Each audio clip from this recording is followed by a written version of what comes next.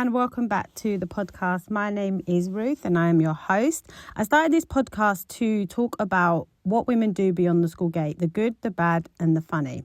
So today's episode is called The Weight of Unspoken Anger, How Injustice Lives in the Body.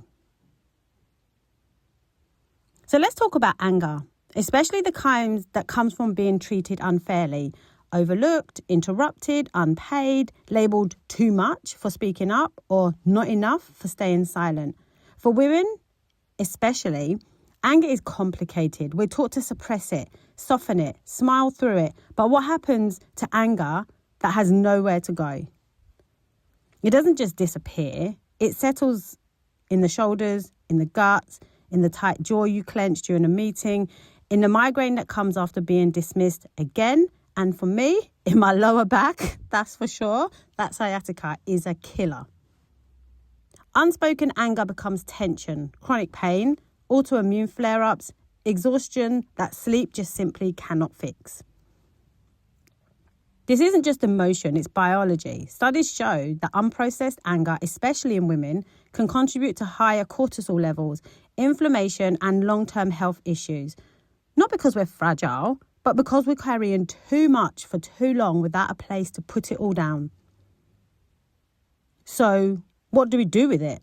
I suppose first we acknowledge it, name the moment, name the injustice, the sting. Second, honour it. Anger is not the enemy, it's a signal, it's telling you something here matters. And the third, move it through breath, through words, through movement. Let it rise, let it speak, let it leave. Anger, when owned and understood, becomes power. And when we stop carrying it alone, we begin to heal. That for me has probably been one of my biggest lessons over the last, I'd say, few years. I've always been in positions within my family where I'm the leader. Everything is sitting on my shoulders.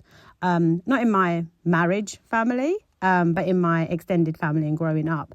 So I think I've automatically worked in that way, whether it's expected, whether it's asked, whether it's not. And I think that for me has definitely been one of the learnings over the last 2 years, is that I actually don't have to carry it alone. And asking for help doesn't make me vulnerable and doesn't make me less of a person.